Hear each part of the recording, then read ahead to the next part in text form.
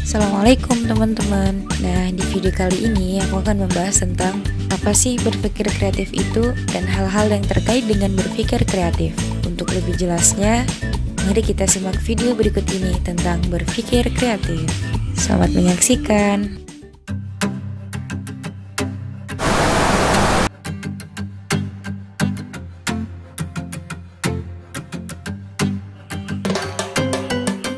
Tahukah Anda, kreatif ternyata memiliki proses yang disusun berupa tahapan-tahapan. Kreatif juga memiliki peranan yang penting dalam keseharian kita loh.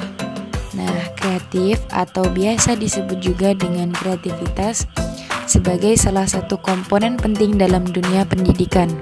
Kreativitas memiliki pengertian yakni suatu aktivitas kognitif yang menghasilkan suatu pandangan yang baru mengenai suatu bentuk permasalahan dan tidak dibatasi pada hasil yang pragmatis atau selalu dipandang menurut kegunaannya.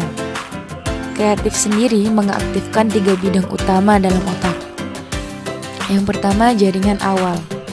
Jaringan awal ini sejak dulu dikatakan dengan kreativitas karena bertanggung jawab atas tugas seperti imajinasi, melamun, hingga berpikir spontan.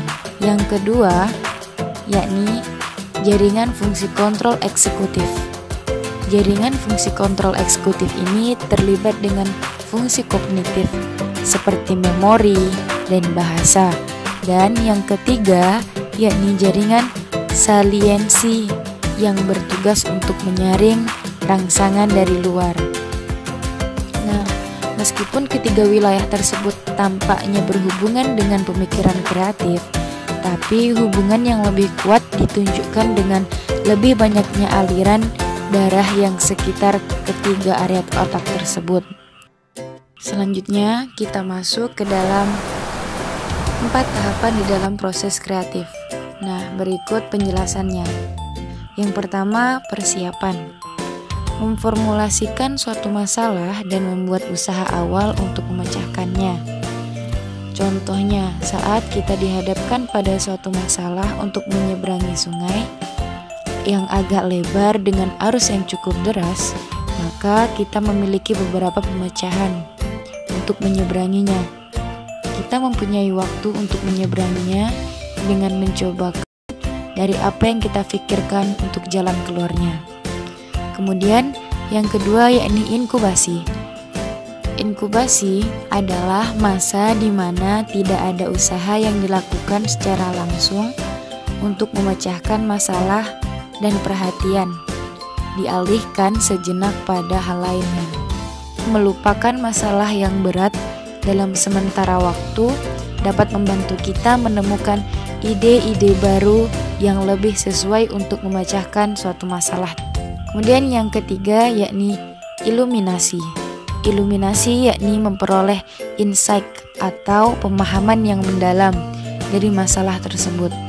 Nah, seseorang akan merasakan sensasi kegembiraan yang luar biasa karena pemahaman meningkat. Semua ide-ide muncul dan ide-ide tersebut saling melengkapi satu sama lain. Untuk menyelesaikan suatu permasalahan, semua terobosan ide kreatif muncul pada tahap ini. Yang keempat yakni verifikasi. Verifikasi yakni menguji pemahaman yang telah didapat dan membuat solusi. Tahap verifikasi pada umumnya lebih singkat daripada tahap sebelumnya, karena tahap ini hanya menguji dan meninjau kembali hasil perhitungan seseorang, atau dapat juga untuk melihat apakah penemuan berhasil. Dalam proses berpikir kreatif, tak semudah yang dibayangkan. Beberapa orang mengalami kendala yang ternyata tidak disadari loh teman-teman. Dan berikut adalah 6 hambatan berpikir kreatif. Yang pertama, yakni kurangnya tujuan dari diri Anda dan orang lain. Kuncinya adalah tulislah dengan rinci tujuan Anda dan rencanakan tindakan yang akan Anda lakukan.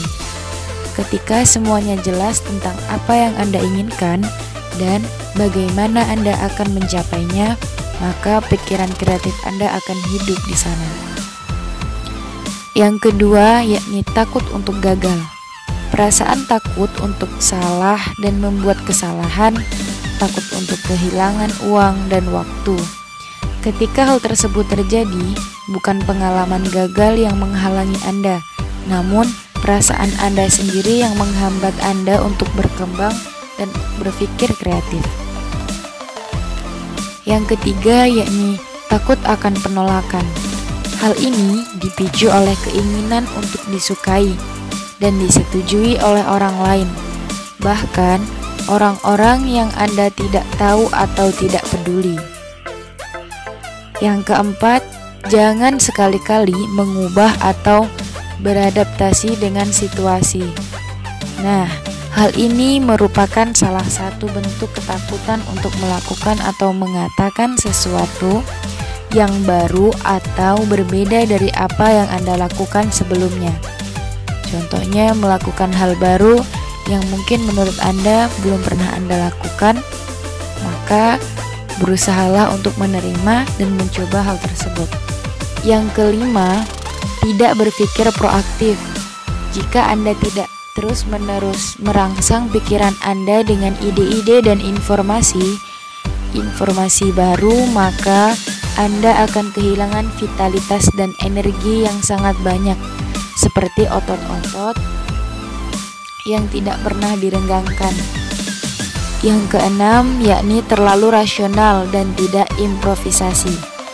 Maksudnya, rasionalitas memang dibutuhkan untuk menjelaskan dunia dalam diri sendiri dan orang lain. Namun, terus-menerus berpikir rasional menyebabkan Anda tidak bisa belajar untuk meningkatkan kinerja Anda. Penjelasan selanjutnya mengenai tips berpikir kreatif. Apa aja sih tips berpikir kreatif itu? Mari kita simak berikut. Yang pertama adalah membaca. Jangan batasi diri Anda untuk membaca, karena membaca akan menambah pengetahuan dan membantu Anda bagaimana melakukan suatu hal dengan lebih baik.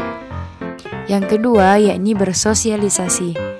Bersosialisasi membantu kita memahami pemahaman orang lain dan pendapat orang lain tentang kita. Yang ketiga, jelajahi atau explore. Makin sering Anda menggunakan otak untuk berpikir, maka semakin banyak ide yang tercipta. Nah, teman-teman harus ingat, kreativitas tidak menunggu saat yang tepat, tetapi ia datang karena terdapat waktunya sendiri. Yang keempat, yakni istirahat atau bersantai. Lakukan hal-hal yang menyenangkan untuk menenangkan pikiran dan menghilangkan stres, agar kita dapat menciptakan ide-ide kreatif. Yang kelima, jangan ragu, karena yakin pada apa yang ingin kamu capai dapat memberikan kamu peluang untuk berpikir kreatif. Dan percayalah pada ide-ide Anda, karena musuh utama kreativitas adalah keraguan-raguan. Buat teman-teman yang sudah menyaksikan video kali ini, nantikan video-video selanjutnya ya. Terima kasih. Sampai jumpa. Wassalamualaikum warahmatullahi wabarakatuh.